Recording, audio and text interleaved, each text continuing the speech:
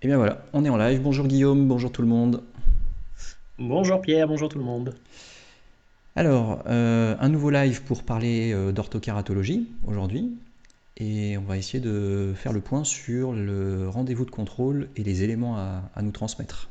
Parce que c'est vrai qu'au contrôle technique, c'est pas toujours facile. Oui, c'est pas toujours ça, si l'on reçoit pas toujours exactement les informations qui sont vraiment élémentaires pour qu'on puisse prendre une décision puis vous aider pour la décision. Ouais.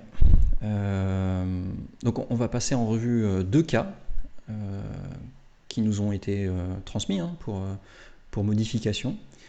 Et on va essayer de voir ensemble quels éléments ont été intéressants à vraiment analyser, interpréter, et puis les modifications qu'on a pu faire sur les lentilles.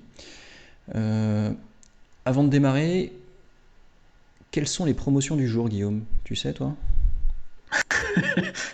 La promotion. La- Les Non, promotions. les promotions du jour. Il n'y a pas de promotion aujourd'hui? Ah, il n'y a jamais de promotion. Non, mais en même temps, chez Swisslens, on essaye de faire les choses pour vous. Donc, vous pouvez retrouver les lives précédents qu'on a pu faire tous les lundis sur la page Facebook. Les partager si ça vous plaît pour essayer de faire progresser le savoir. Oui, faut pas hésiter à aller regarder. Puis c'est assez intéressant. N'hésitez pas, une fois que vous les avez vus, vous avez des questions, à nous appeler et puis à nous demander un peu plus de précision sur certains points qu'on a pu passer en live un peu vite. Mais quand même, enfin, pour pouvoir avoir un peu une idée de ce qui se passe. Alors, je vois juste que j'ai un écran noir, c'est pas normal. Ouais, c'est ce que je veux aussi. Hop.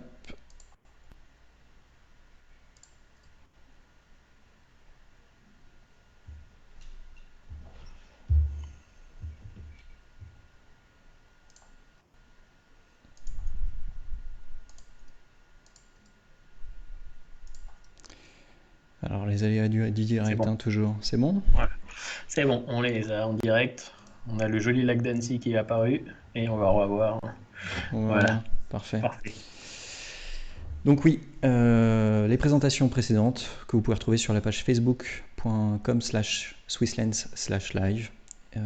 N'hésitez pas à liker, commenter, partager si ça vous a plu. Et puis nous donner des conseils hein, si vous voyez des améliorations euh, que l'on peut vous proposer. Exactement. Bon, par contre, après, il y a quand même une grande nouvelle, enfin, qui est pas une promotion, hein, mais par contre, c'est quelque chose qui est visible depuis ce week-end, c'est le nouveau site.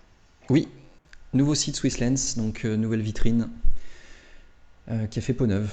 Bah c'est pareil, hein, on attend vos commentaires, savoir si ça vous plaît. La partie espace professionnel est toujours la même pour le moment, hein, mais Oui, ça va évoluer. ouais, elle est en cours de programmation, mais ça sera courant un petit peu plus tard. On aura disponible pour tout le monde. Et puis c'est vrai qu'effectivement, là maintenant, le site public, on va dire, est bien changé. Et puis, vraiment, ouais, on y a travaillé en fait depuis surtout le confinement. On a travaillé assez activement à ce site. Donc, il y a quelques endroits où peut-être il y a encore quelques Quelques modifications à coquilles. faire. Ouais, quelques coquilles, on s'en excuse. Mais voilà, déjà, où il est disponible dans quand même pas mal de langues. Et puis, il y a toutes les options. Et ce qui est intéressant aussi, c'est que on a mis en place aussi tout ce qui était les systèmes d'aide, enfin des vidéos. Justement, les vidéos sont dessus aussi. Et puis, voilà, donc c'est un peu plus complet que ce qu'on avait avant. Ouais, tout est répertorié. Les fiches techniques des lentilles sont plus facilement accessibles qu'avant au niveau des règles d'adaptation et puis même les conseils effectivement vidéo qu'on a pu produire Ouais, et depuis. puis Ce sera peut-être intéressant de voir, faire une prochain live, quelque chose comme ça, juste pour montrer un petit peu le fonctionnement sur le choix des lentilles. On les a classées, on en voit un petit peu entre les souples et rigides, la gestion de la myopie. Il y a des filtres qui vous permettent de savoir un petit peu ce qu'on fait en fonction de la recherche que vous faites, enfin de l'indication que vous avez pour vos lentilles. C'est quand même assez intéressant. Ouais. Et les outils publics sont toujours disponibles.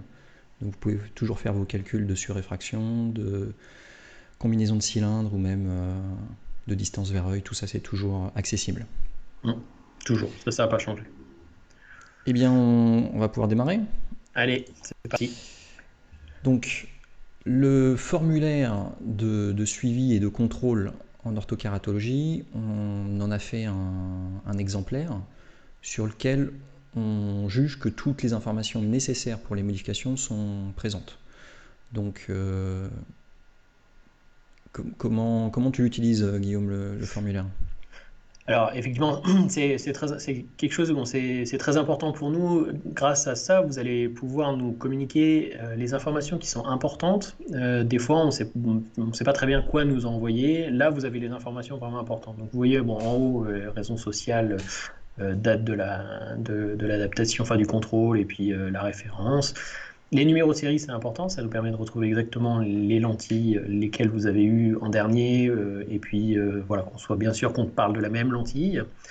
Et puis les deux choses importantes, les deux premières choses, c'est la réfraction sans lentille et la réfraction avec lentille. Alors, dans un des précédents lives, Pierre, tu avais expliqué pourquoi on avait besoin de ces deux réfractions. Et puis voilà, donc ça c'est vraiment important. Vraiment, le patient peut venir avec ses lentilles dans la poche, ça pose pas de problème. Par contre, voilà, il faut, lors du contrôle, lui faire poser pour faire au moins aussi la réfraction avec, pour savoir un petit peu ce qui se passe. Oui. Oui, la différence entre la réfraction sans lentille et avec lentille, elle est importante puisque sans lentille, ça ne traduit que l'état réfractif de l'œil, mais sans aucune information sur l'efficacité de l'effet. Est-ce qu'on est à 100% de l'effet ou est-ce qu'on est qu'à 80, 50? Donc ça traduit qu'un moment transitoire de la journée et au cours de l'adaptation. Alors qu'avec lentille, on est censé avoir plan à tout moment. Exactement. Ensuite, dessous, ça nous permet, alors soit vous nous envoyez les topos, mais des fois c'est pas forcément le plus facile, mais c'est intéressant aussi que vous nous aidiez à interpréter les topos qu'on reçoit ou qu'on peut pas recevoir. Donc voilà, là, on a, voilà, on voit, hein, est-ce que la topo l'effet est centré, est-ce qu'elle est décentrée. Alors, ce qui est important aussi, on l'a noté, hein, c'est il nous faut la topographie en tangentielle absolue. Ça, c'est très important, c'est ce qui vraiment nous aide à lire et voir ce qui se passe. Ouais, l'interprétation de la topographie en tangentielle est importante. En sagittal, ça vient gommer absolument l'effet. Donc, très important en tangentielle. Exactement. Ensuite, donc les analyses de la topo. Ensuite, on voit, hein, est-ce qu'il y a des pictées, où ils sont situés s'il y en a, et puis voilà, s'il y a une empreinte. Et ensuite, dessous, on va dire que c'est.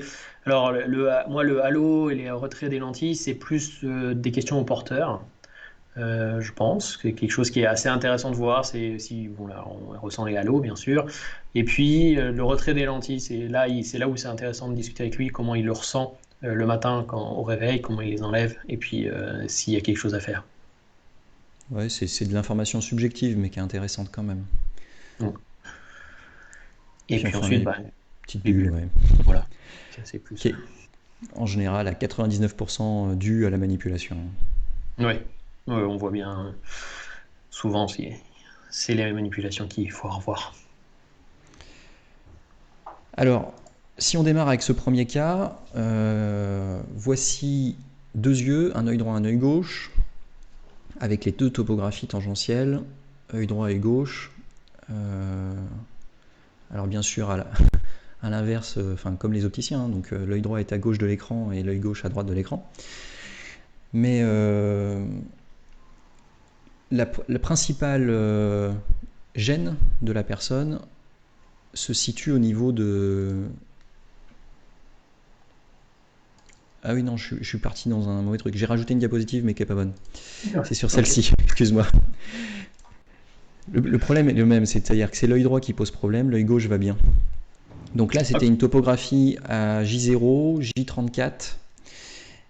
Donc, quel est ton avis sur la topo de l'œil droit? Bah, c'est vrai que c'est. Alors, on voit bien l'effet de cercle, enfin l'anneau, hein, le donut. Par contre, il y a. Est-ce que. Enfin, moi, je vois un petit truc rouge au milieu, là, qui est un peu. Qui m'interroge un peu. Ça ressemblerait à un petit peu ce qu'on appelle un Central Island. Ouais, tu as plutôt raison. Donc, Mais. c'est cette zone-là un peu irrégulière dans la zone d'effet, Ouais, effectivement. exactement.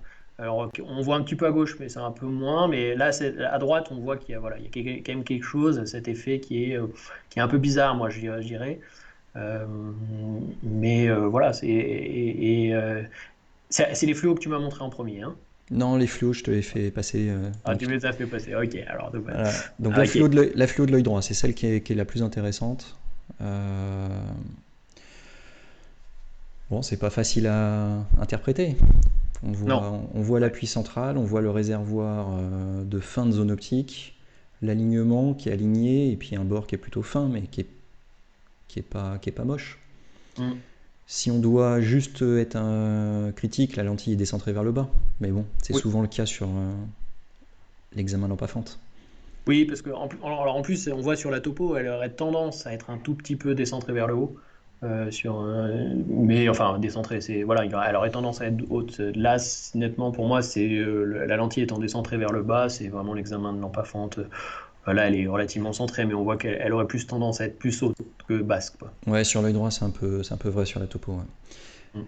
Mm. Alors, ça, c'est le compte-rendu de l'adaptateur.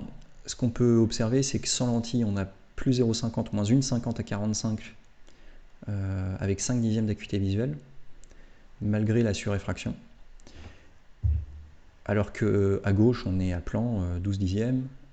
Et ce qui est intéressant, c'est qu'avec la lentille, on n'a pas de surréfraction et on a nos 12 dixièmes sur l'œil droit.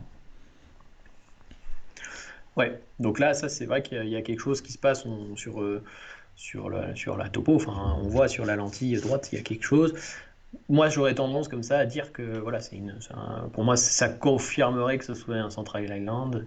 Voilà, il y a quelque chose qui se passe au centre, vraiment, et c'est ça qui gêne la vision, et puis qu'on n'arrive pas à obtenir mieux, même avec une sur-F, quoi.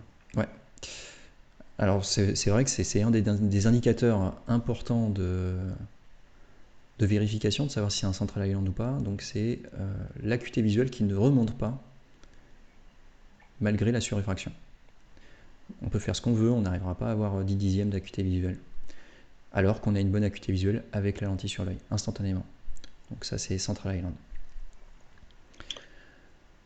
Ok, Qu'est-ce donc ça. qu'on qu'est-ce qu'on modifie du coup sur cette lentille quand on fait un Central Island? Ah, Qu'est-ce que ça traduit? Pourquoi il y a un ah. Central Island qui se déclare?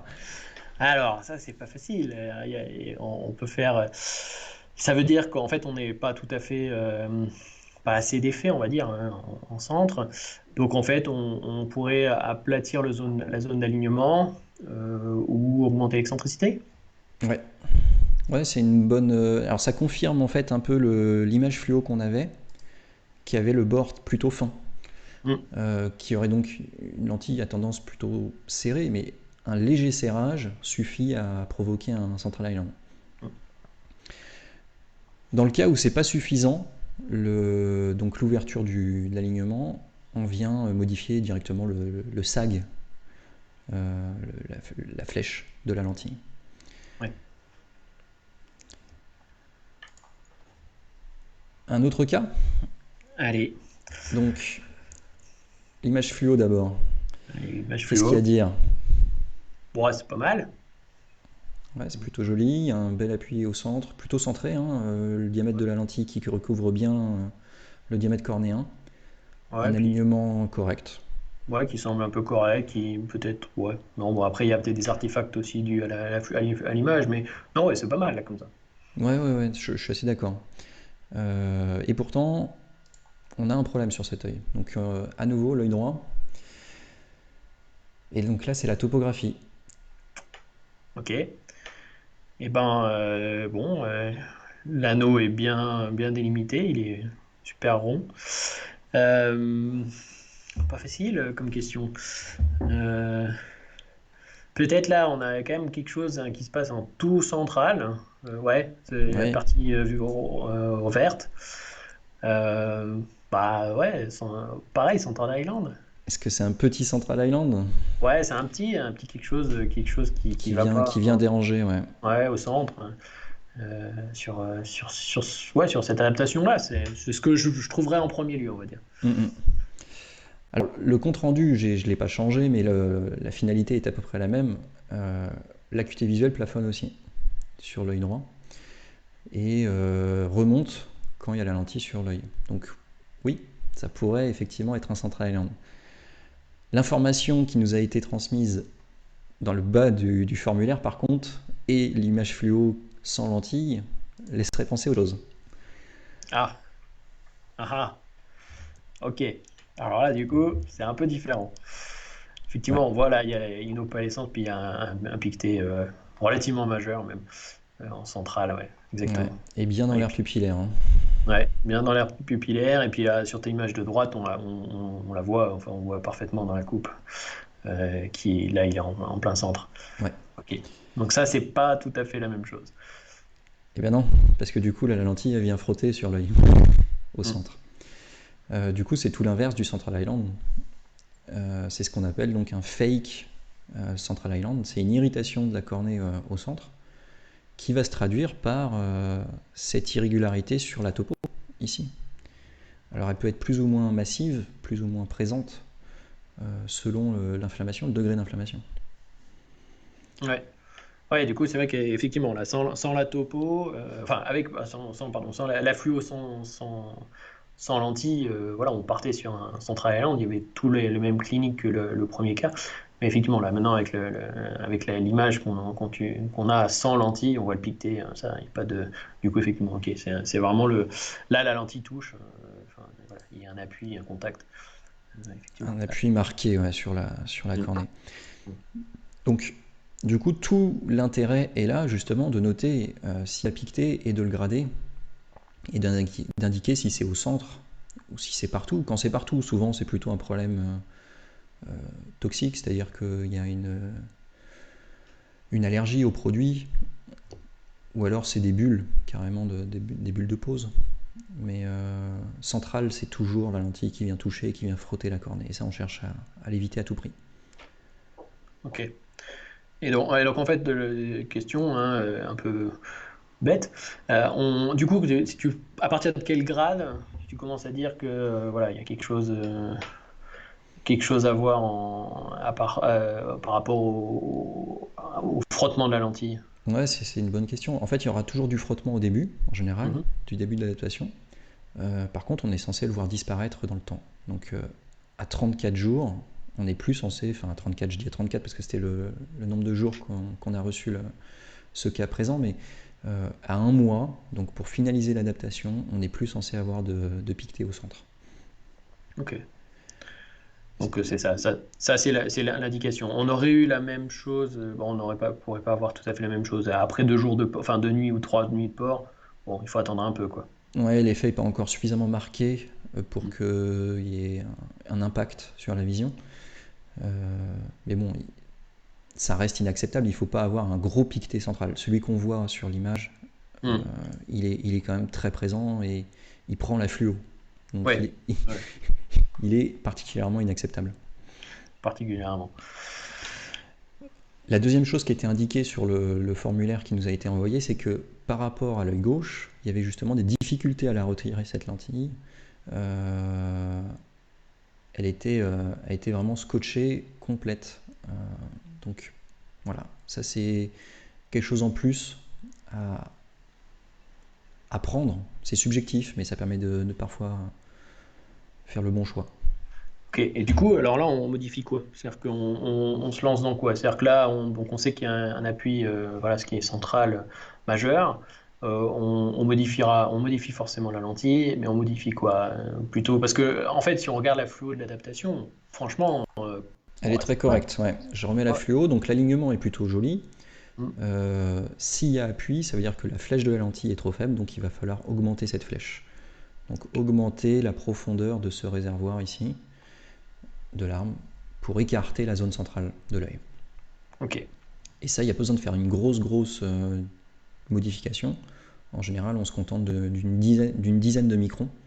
Mhm. Et donc là, on a l'épaisseur d'un quart de cheveu suffit pour résoudre le problème de l'appui au centre. Et du coup, alors une fois on arrête le port de la lentille, et puis on recommence en fait. Ouais, alors on peut repartir tout de suite. Vu qu'on arrête le port de la lentille, la cornée va se réparer le temps de recevoir la nouvelle lentille, et puis tout de suite après, on peut recommencer. Ok. Par rapport au Central Island, on pourrait conserver la lentille malgré la mauvaise acuité visuelle, donc ça c'est au choix, à discuter avec le porteur, mais on pourrait très bien garder cette lentille et puis partir sur la nouvelle tout de suite après. Ok. Donc là, voilà, c'est vraiment la différence entre le Central Island et le fake Central Island, c'est vraiment ça. C'est-à-dire qu'avec un Central Island, on change la lentille parce que voilà, l'effet n'est pas nécessaire, enfin, n'est pas optimal. Mais par contre, on peut garder la lentille, ça pose pas de problème. Et puis par contre, sur le fake, on arrête pour la lentille parce que forcément, il y a une pictée, donc enfin majeure, donc il faut le temps que la cornée se refasse.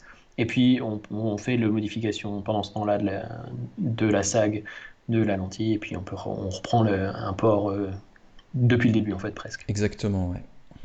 Ok. Il y a deux raisons pour arrêter le port de lentille complet avant de refaire une lentille, c'est donc atteinte de la physiologie de l'œil et décentrement. Sauf que là, dans les deux cas qu'on a pu voir, l'effet il est centré. Hmm. Donc le Central Island, on pourrait conserver la lentille. Le deuxième, par contre, érosion, demande l'arrêt. Voilà. Ok. Eh bien, on Bon. espère que ces deux petits cas vous auront plu, que vous aurez appris des choses, et puis que vous aurez l'habitude à présent de faire tous ces examens et ces remarques dans vos rapports d'adaptation pour nous aider aussi à vous aider. Hmm. Le formulaire est téléchargeable sur le site, donc Oui, ça vous pouvez le télécharger gratuitement. Et puis ça vous permet effectivement, moi je vous invite fortement à l'utiliser parce que vous voyez, avec ça, ça nous aide à vous aider et puis à contenter les porteurs rapidement dans tout ce qui est adaptation. Ça, c'est quand même vachement plus simple. oui, ça facilite l'analyse du cas, ça nous aide Mm. à aller vite dans l'interprétation et donc à proposer une lentille plus rapidement en modification. Exactement. Pour nous contacter ou nous envoyer les informations, comme d'habitude, par mail, par téléphone, sur les coordonnées présentes à l'écran. Exactement. Et donc Pierre, pour le futur, on fait quoi? Une petite vacance quand même? Eh bien oui, là on va faire une petite pause estivale, donc plus de live jusqu'à la rentrée. On programme des choses sympas, donc on va revenir avec des nouvelles adaptations, Ouais. privilégier le côté pratique, hein. On va essayer de montrer un peu comment adapter les lentilles, plus que théorique. Voilà. Donc Ouais. abonnez-vous à la page Swisslens pour recevoir les notifications pour les prochains lives. On essaiera de publier quand même à l'avance pour vous prévenir, mais lundi 17h, je pense que la date et l'horaire plaît à tout le monde, donc on garde là-dessus. Ouais, je pense qu'on peut garder. Mais c'est vrai qu'effectivement, on vous prépare des choses qui sont quand même assez sympas. On a quand même eu des retours qui étaient très positifs de votre part et puis des demandes qui étaient très spécifiques, qui nous aimaient, où on aime bien. Je veux dire, il y a des choses à faire qui sont très intéressantes, donc on vous prépare quelque chose pour pendant ces vacances. On va se reposer un peu, mais pas trop, parce que y a pas tellement, on a quand même assez d'idées pour pouvoir avancer. Donc, ouais, on fait une petite pause, voilà, pour comme tout le monde, voilà, il y en a qui partent en vacances et tout ça, pour pas que vous soyez lésés par rapport aux autres. Et puis ceux qui partent pas, bah voilà, comme ça, vous soyez patients, on sera de retour. Ouais, je pense fin août, début septembre, on Ouais, devrait être de retour sur cet horaire-là pour recommencer avec quelque chose de sympa sur les adaptations et puis sur les lentilles. tout à fait. Eh bien, bonne soirée à tous. Ouais. On se dit à la rentrée. À bientôt, Ouais, Guillaume. à bientôt Pierre, puis Bonne passez de bonnes soirée. vacances tout le monde. Ciao. Salut.